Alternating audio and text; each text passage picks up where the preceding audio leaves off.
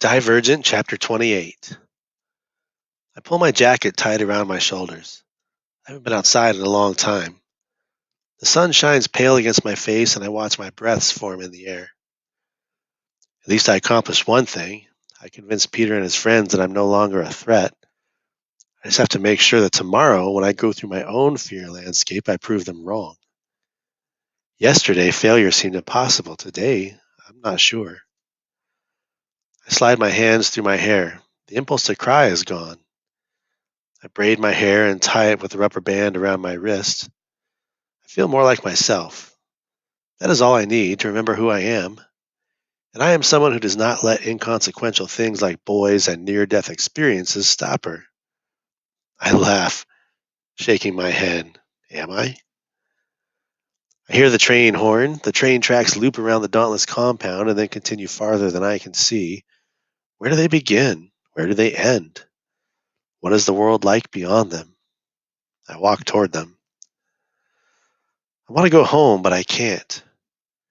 Eric warned us not to appear too attached to our parents on visiting day, so visiting home would be betraying the Dauntless, and I can't afford to do that. Eric did not tell us we couldn't visit people in factions other than the ones we came from, though, and my mother did tell me to visit Caleb. I know I'm not allowed to leave without supervision, but I can't stop myself. I walk faster and faster until I'm sprinting. Pumping my arms, I run alongside the last car until I can grab the handle and swing myself in, wincing as pain darts through my sore body. Once in the car, I lie on my back next to the door and watch the Dauntless compound disappear behind me. I don't want to go back, but choosing to quit to be factionless would be the bravest thing I've ever done, and today I feel like a coward. The air rushes over my body and twists around my fingers. I let my hand trail over the edge of the car so it presses against the wind. I can't go home, but I can find part of it. Caleb has a place in every memory of my childhood. He is a part of my foundation. The train slows as it reaches the heart of the city, and I sit up to watch the smaller buildings grow into larger buildings. The Erudite live in large stone buildings that overlook the marsh. I hold the handle and lean out just enough to see where the tracks go. They dip down to street level just before they bend to travel east. I breathe in the smell of wet pavement and marsh air. The train dips and slows, and I jump. My legs shudder with the force of my landing, and I run a few steps to regain my balance. I walk down the middle of the street, heading south toward the marsh. The empty land stretches as far as I can see, a brown plain colliding with the horizon. I turn left. The erudite buildings loom above me, dark and unfamiliar. How will I find Caleb here? The erudite keep records. It's in their nature. They must keep records of their initiates. Someone has access to those records. I just have to find them. I scan the buildings. Logically speaking, the central building should be the most important one. I may as well start there. The faction members are milling around everywhere. Erudite faction norms dictate that a faction member must wear at least one blue article of clothing at a time, because blue causes the body to release calming chemicals, and a calm mind is a clear mind. The color has also come to signify their faction. It seems impossibly bright to me now. I have grown used to dim lighting and dark clothing. I expect to weave through the crowd, dodging elbows and muttering, "Excuse me," the way I always do, but there's no need. Becoming dauntless has made me noticeable. The crowd parts for me, and their eyes cling to me as I pass. I pull the rubber band from my hair and shake it from its knot before I walk through the front doors. I stand just inside the entrance and tilt my head back. The room is huge, silent, and smells like dust-covered pages. The wood-paneled floor creaks beneath my feet. Bookcases line the walls on either side of me, but they seem to be decorative more than anything, because computers occupy the tables in the center of the room and no one is reading. They stare at screens with tense eyes, focused. I should have known that the main erudite building would be a library. A portrait on the opposite wall catches my attention. It is twice my height and 4 times my width and depicts an attractive woman with watery gray eyes and spectacles. Janine. Heat licks my throat at the sight of her. Because she is Erudite's representative, she is the one who released that report about my father. I have disliked her since my father's dinner table rants began, but now I hate her. Beneath her is a large plaque that reads, "Knowledge leads to prosperity." Prosperity. To me, the word has a negative connotation. Abnegation uses it to describe self-indulgence. How could Caleb have chosen to be one of these people? The things they do, the things they want, it's all wrong.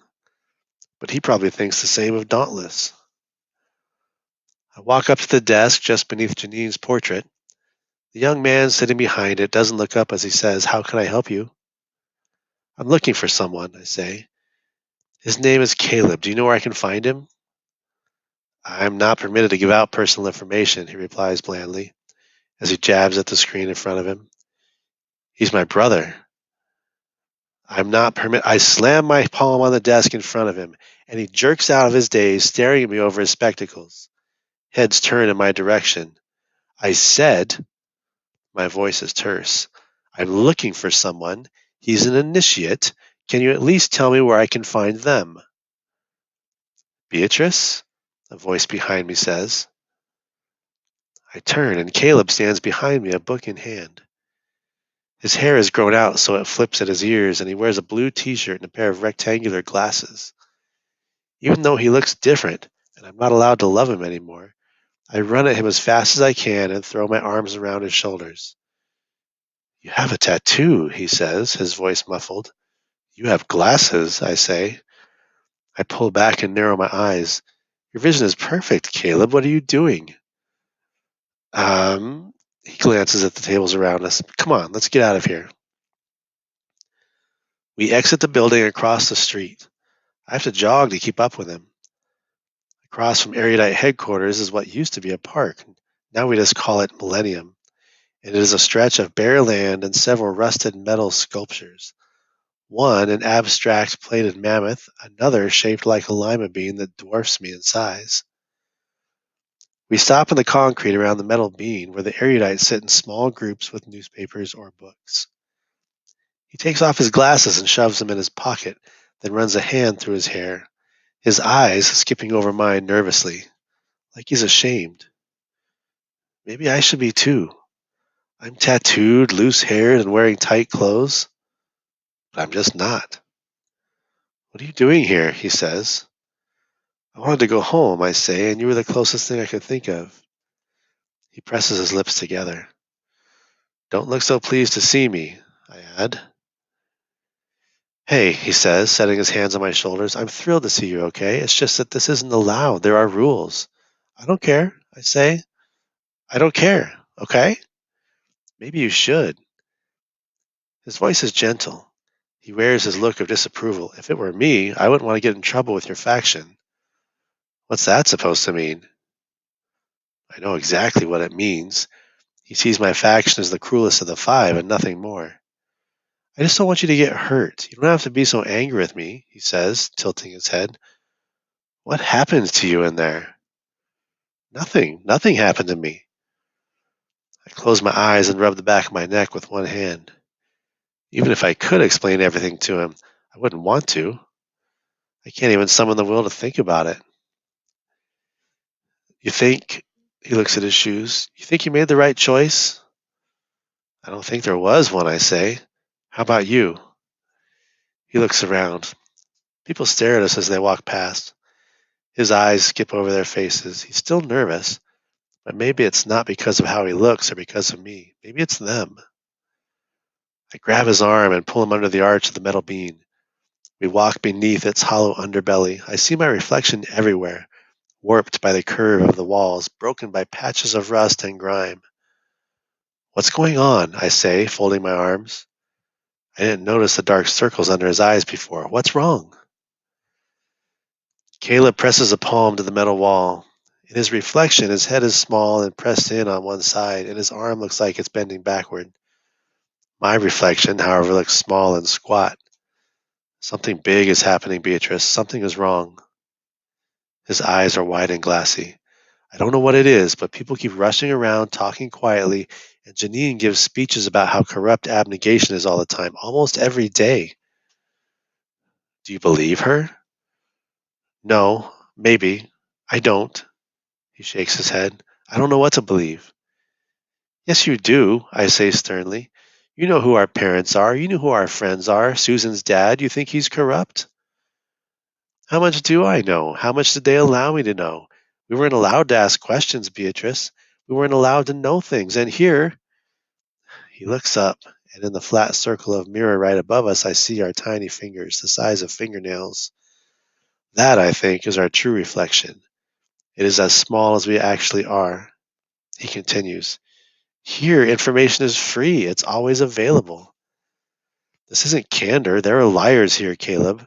There are people here who are smart. They know how to manipulate you. Don't you think I would know if I was being manipulated? If they're as smart as you think, then no, I don't think you would know. You have no idea what you're talking about, he says, shaking his head. Yeah, how could I possibly know what a corrupt faction looks like? I'm just training to be dauntless for God's sake, I say. And at least I know what I'm a part of, Caleb. You are choosing to ignore what we've known all our lives. These people are arrogant and greedy, and they will lead you nowhere. His voice hardens. I think you should go, Beatrice. With pleasure, I say. Oh, and not that it will matter to you, but Mom told me to tell you to research the simulation serum. You saw her? He looks hurt. Why didn't she? Because, I say, the Erudite don't let the abnegation of their compound anymore. Wasn't that information available to you? I pushed past him, walking away from the mirror cave and the sculpture, and start down the sidewalk. Should never have left. The Dauntless compound sounds like home now. At least there, I know exactly where I stand, which is on unstable ground. The crowd on the sidewalk thins, and I look up to see why. Standing a few yards in front of me are two erudite men with their arms folded. Excuse me, one of them says. You'll have to come with us. One man walks so close behind me that I feel his breath against the back of my head. The other man leads me into the library and down 3 hallways to an elevator. Beyond the library, the floor is changed from wood to white tile, and the walls glow like the ceiling of the aptitude test room. The glow bounces off the silver elevator doors, and I squint so I can see. I try to stay calm. I ask myself questions from Dauntless training. What do you do if someone attacks you from behind? I envision thrusting my elbow back into a stomach or a groin. I imagine running. I wish I had a gun. These are dauntless thoughts, and they have become mine. What do you do if you're attacked by 2 people at once? I follow the man down an empty, glowing corridor and into an office. The walls are made of glass. I guess I know which faction designed my school. A woman sits behind a metal desk. I stare at her face. The same face dominates the Erudite library. It is plastered across every article Erudite releases. How long have I hated that face? I don't remember. Sit, Janine says. Her voice sounds familiar, especially when she was irritated. Her liquid gray eyes focus on mine. I'd rather not. Sit, she says again. I've definitely heard her voice before. I heard it in the hallway talking to Eric before I got attacked. I heard her mention Divergence, and once before, I heard it. It was your voice in the simulation, I say. The aptitude test, I mean. She is the danger Tori and my mother warned me about. The danger of being divergent, sitting right in front of me. Correct. The aptitude test is by far my greatest achievement as a scientist, she replies. I looked up your test results, Beatrice. Apparently there was a problem with your test. It was never recorded, and your results had to be reported manually. Did you know that? No.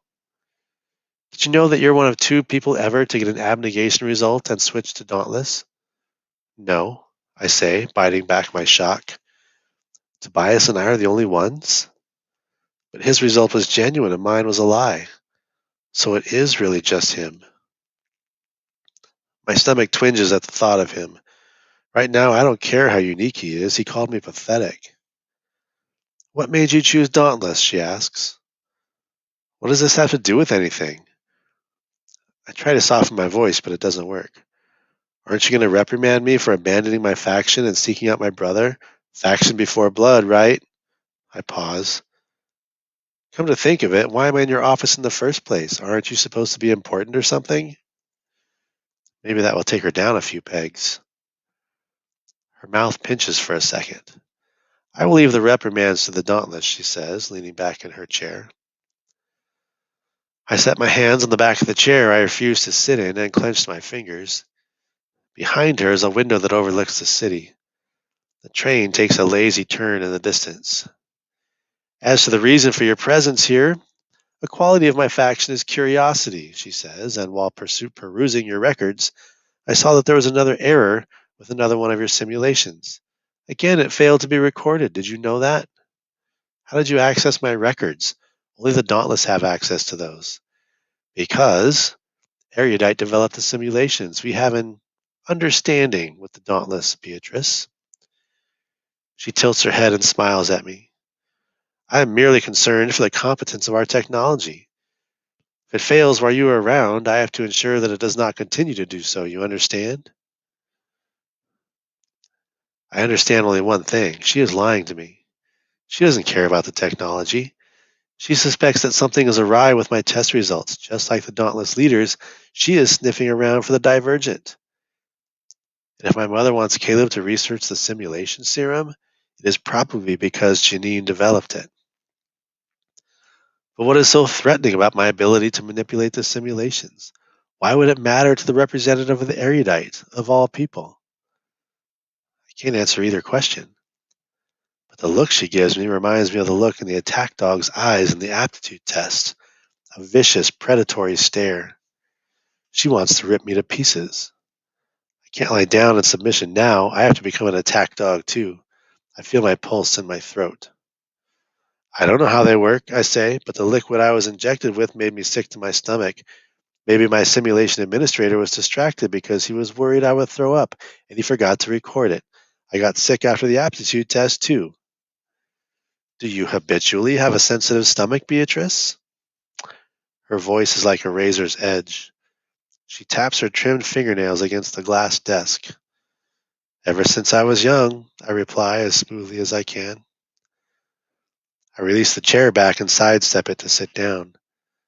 I can't seem tense, even though I feel like my insides are writhing within me. You've been extremely successful with the simulations, she says. To what do you attribute the ease with which you complete them?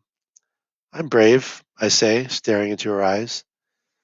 The other factions see the Dauntless a certain way, brash, aggressive, impulsive, cocky. I should be what she expects. I smirk at her. I'm the best initiate they've got. I lean forward, balancing my elbows on my knees. I'll have to go further with this to make it convincing. You want to know why I chose Dauntless? I ask. It's because I was bored. Further, further. Liars require commitment. I was tired of being a wussy little do-gooder and I wanted out. So you don't miss your parents? She asks delicately. Do I miss getting scolded for looking in the mirror? Do I miss being told to shut up at the dinner table? I shake my head. No, I don't miss them. They're not my family anymore. The lie burns in my throat on the way out. Or maybe that's the tears I'm fighting. I picture my mother standing behind me with a comb and a pair of scissors, faintly smiling as she trims my hair, and I want to scream rather than insult her like this. Can I take that to mean? Janine purses her lips and pauses for a few seconds before finishing. That you agree with the reports that have been released about the political leaders of this city? The reports label my family as corrupt, power-hungry, moralizing dictators. The reports that carry subtle threats and hint at revolution. They make me sick to my stomach. Knowing that she is the one who released them makes me want to strangle her. I smile. Wholeheartedly, I say. One of Janine's lackeys, a man in a blue-collared shirt and sunglasses, drives me back to the Dauntless compound in a sleek silver car, the likes of which I have never seen before. The engine is almost silent. When I ask the man about it, he tells me it's solar-powered and launches into a lengthy explanation of how the panels on the roof convert sunlight to energy. I stop listening after 60 seconds and stare out the window. I don't know what they'll do to me when I get back. I suspect it will be bad. I imagine my feet dangling over the chasm and bite my lip. When the driver pulls up to the glass building above the Dauntless compound, Eric is waiting for me by the door. He takes my arm and leads me into the building without thanking the driver. Eric's fingers squeeze so hard I know I'll have bruises. He stands between me and the door that leads inside. He starts to crack his knuckles. Other than that, he is completely still. I shudder involuntarily. The faint pop of his knuckle cracking is all I hear apart from my own breaths, which grow faster by the second. When he is finished, Eric laces his fingers together in front of him. Welcome back, Triss. Eric. He walks toward me, carefully placing one foot in front of the other. What? His first word is quiet. Exactly, he adds louder this time. Were you thinking? He is so close I can see the holes his metal piercings fit into. I don't know. I'm tempted to call you a traitor, Triss, he says. Have you never heard the phrase faction before blood? I've seen Eric do terrible things. I have heard him say terrible things, but I've never seen him like this. He's not a maniac anymore. He is perfectly controlled, perfectly poised, careful, and quiet. For the first time, I recognize Eric for what he is, an erudite disguised as Dauntless, a genius as well as a sadist, a hunter of the Divergent. I want to run. Were you unsatisfied with the life you have found here? Do you perhaps regret your choice? Both of Eric's metal-ridden eyebrows lift, forcing creases into his forehead.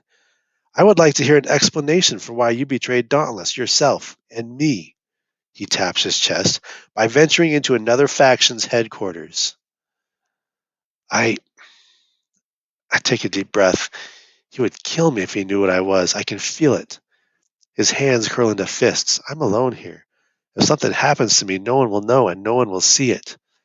If you cannot explain, he says softly, I may be forced to reconsider your rank. Or, because you seem to be so attached to your previous faction, perhaps I will be forced to reconsider your friend's ranks. Perhaps the little abnegation girl inside of you would take that more seriously. My first thought is that he couldn't do that. It wouldn't be fair. My second thought is that of course he would. He would not hesitate to do it for a second, and he is right. The thought that my reckless behavior could force someone else out of a faction makes my chest ache from fear. I try again. But it's hard to breathe. And then the door opens. Tobias walks in. What are you doing? He asks Eric. Leave the room, Eric says, his voice louder and not as monotone. He sounds more like the Eric I'm familiar with. His expression, too, changes, becomes more mobile and animated. I stare, amazed that he can turn it on and off so easily, and wonder what the strategy behind it is. No, Tobias says. She's just a foolish girl. There's no need to drag her here and interrogate her. Just a foolish girl, Eric snorts. If she were just a foolish girl, she wouldn't be ranked first, now would she? Tobias pinches the bridge of his nose and looks at me through the space between his fingers. He's trying to tell me something. I think quickly. What advice has Ford given me recently?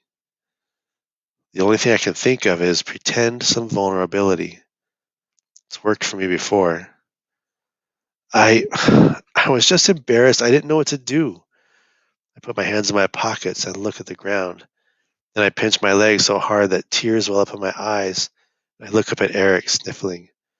I tried to, and I shake my head. You tried to what? Asks Eric. Kiss me, says Tobias, and I rejected her. And she went running off like a 5-year-old. There's really nothing to blame her for but stupidity.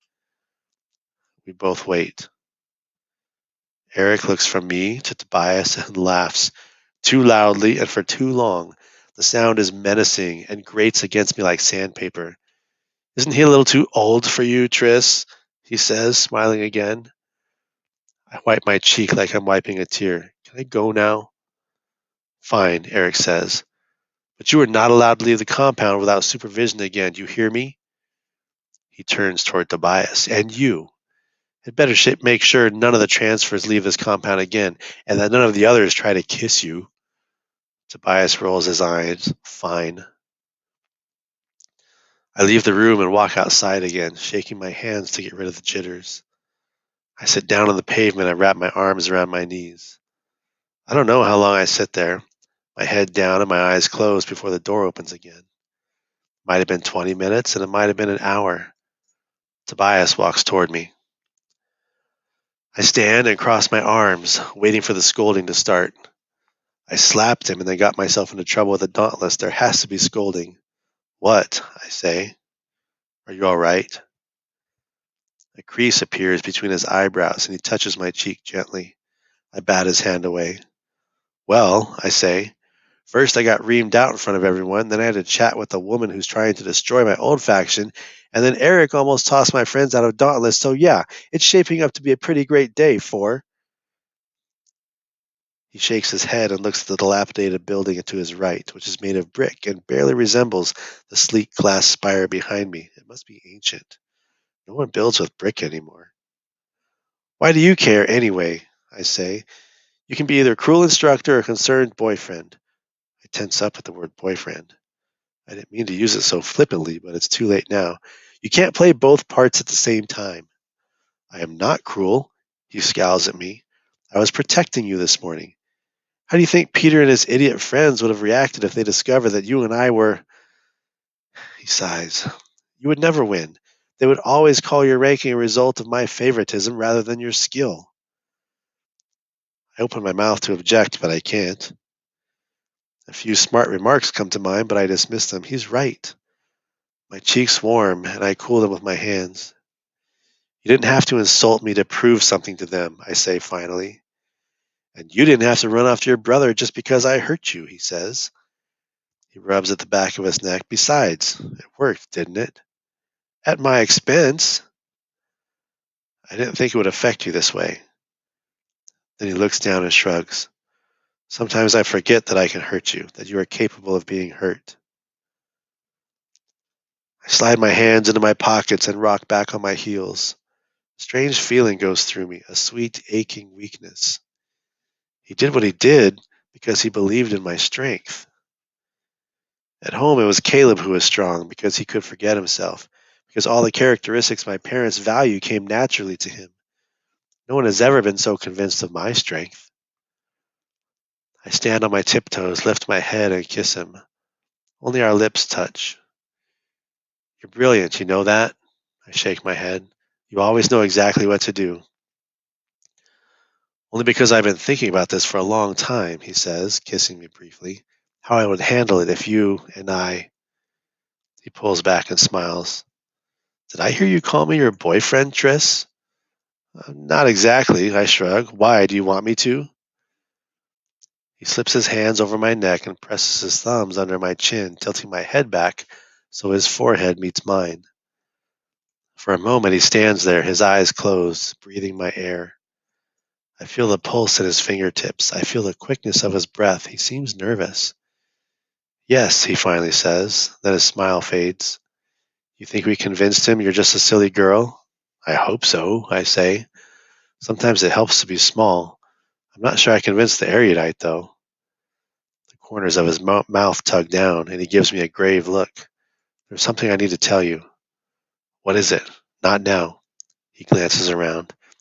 Meet me back here at 11:30. Don't tell anyone where you're going.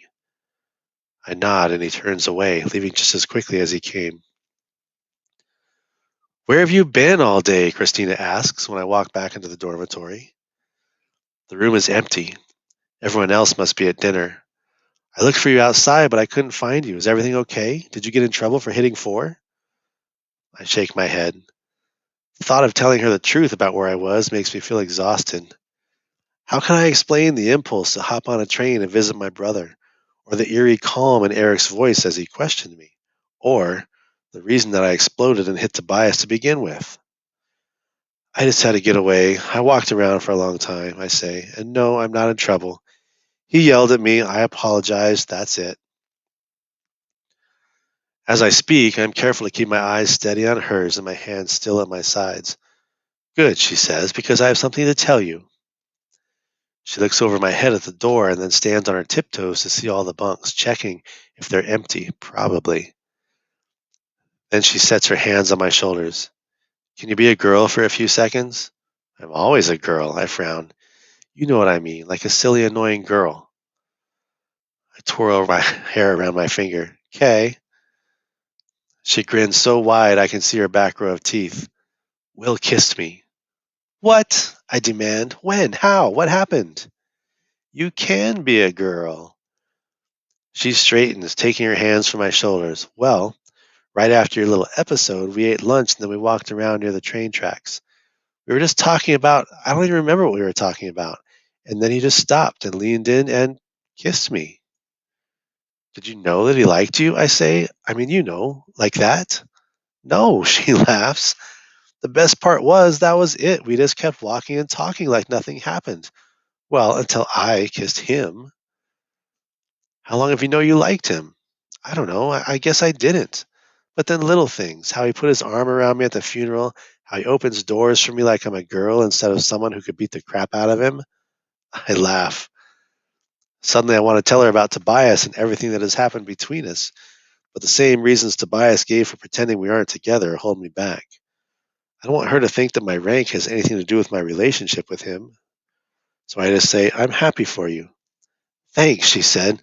I'm happy too. I thought it would be a while before I could feel that way, you know? She sits down at the edge of my bed and looks around the dormitory. Some of the initiates have already packed their things. Soon we'll move into apartments on the other side of the compound. Those with government jobs will move to the glass building above the pit. I won't have to worry about Peter attacking me in my sleep. I won't have to look at Al's empty bed. Can't believe it's almost over, she says. It's like we just got here. But it's also like I haven't seen home in forever. You miss it? I lean into the bed frame. Yeah, she shrugs. Some things are the same, though. I mean, everyone at home is just as loud as everyone here, so that's good. But it's easier there. You always know where you stand with everyone because they tell you there's no manipulation. I nod. Abnegation prepared me for that aspect of Dauntless life. The abnegation aren't manipulative, but they aren't forthright either. I don't think I could have made it through candor initiation, though. She shakes her head. There, instead of simulations, you get lie detector tests all day, every day. And the final test, she wrinkles her nose, they give you this stuff they call truth serum and sit you in front of everyone and ask you a load of really personal questions. The theory is that if you spill all your secrets, you'll have no desire to lie about anything ever again. Like the worst about you is already in the open, so why not just be honest? I don't know when I accumulated so many secrets, being divergent, fears, how I really feel about my friends, my family, Al, Tobias. Candor initiation would reach things that even the simulations can't touch. It would wreck me. Sounds awful, I say. I always knew I couldn't be in candor. I mean, I try to be honest, but some things you just don't want people to know. Plus, I like to be in control of my own mind. Don't we all? Anyway, she says. She opens the cabinet to the left of our bunk beds. When she pulls the door open, a moth flutters out, its white wings carrying it toward her face. Christina shrieks so loud I almost jump out of my skin and slaps at her cheeks. Get it off! Get it off! Get it off! She screams. The moth flutters away. It's gone, I say. Then I laugh. You're afraid of moths? They're disgusting, those papery wings and their stupid bug bodies. She shudders. I keep laughing. I laugh so hard I have to sit down and hold my stomach. It's not funny, she snaps. Well, okay, maybe it is, a little. When I find Tobias late that night, he doesn't say anything. He just grabs my hand and pulls me toward the train tracks. He draws himself into a train car as it passes with bewildering ease and pulls me in after him. I fall against him, my cheek against his chest. His fingers slide down my arms and he holds me by the elbows as the car bumps along the steel rails. I watch the glass building above the Dauntless compound shrink behind us. What is it you need to tell me? I shout over the cry of the wind. Not yet, he says. He sinks to the floor and pulls me down with him. So he's sitting with his back against the wall, and I'm facing him, my legs trailing to the side on the dusty floor. The wind pushes strands of my hair loose and tosses them over my face. He presses his palms to my face, his index fingers sliding behind my ears, and pulls my mouth to his. I hear the screech of the rails as the train slows, which means we must be nearing the middle of the city. The air is cold, but his lips are warm and so are his hands. He tilts his head and kisses the skin just beneath my jaw. I'm glad the air is so loud he can't hear me sigh. The train car wobbles, throwing off my balance, and I put my hand down to steady myself. A split second later, I realize that my hand is on his hip. The bone presses into my palm. I should move it, but I don't want to. He told me once to be brave, and though I have stood still while knives spun toward my face and jumped off a roof, I never thought I would need bravery in the small moments of my life. I do. I shift, swinging a leg over him so I sit on top of him. With my heartbeat in my throat, I kiss him. He sits up straighter and I feel his hands on my shoulders. His fingers slip down my spine and a shiver follows them down to the small of my back. He unzips my jacket a few inches and I press my hands to my legs to stop them from shaking. I should not be nervous. This is Tobias. Cold air slips across my bare skin. He pulls away and looks carefully at the tattoos just above my collarbone. His fingers brush over them and he smiles. Birds, he says. Are they crows? I keep forgetting to ask. I try to return his smile. Ravens. One for each member of my family, I say. You like them? He doesn't answer. He tugs me closer, pressing his lips to each bird in turn. I close my eyes. His touch is light, sensitive. A heavy, warm feeling like spilling honey fills my body, slowing my thoughts. He touches my cheek. I hate to say this, he says, but we have to get up now. I nod and open my eyes. We both stand and he tugs me with him to the open door of the train car. The wind is not as strong now that the train is slowed. It's past midnight, so all the streetlights are dark and the buildings look like mammoths as they rise from the darkness and then slink into it again. Tobias lifts a hand and points at a cluster of buildings. So far away they are the size of a fingernail. They're the only bright spot in the dark sea around us. Erudite headquarters again. Apparently the city ordinances don't mean anything to them, he says, because their lights will be on all night. No one else has noticed, I say, frowning. I'm sure they have, but they haven't done anything to stop it. Maybe because they don't want to cause a problem over something so small. Tobias shrugs, but the tension in his features worries me. But it made me wonder what the Erudite are doing that requires nightlight. He turns toward me, leaning against the wall. Two things you should know about me. The first is that I am deeply suspicious of people in general, he says. It is my nature to expect the worst of them. And the second is that I'm unexpectedly good with computers. I nod. He said his other job was working with computers, but I still have trouble picturing him sitting in front of a screen all day.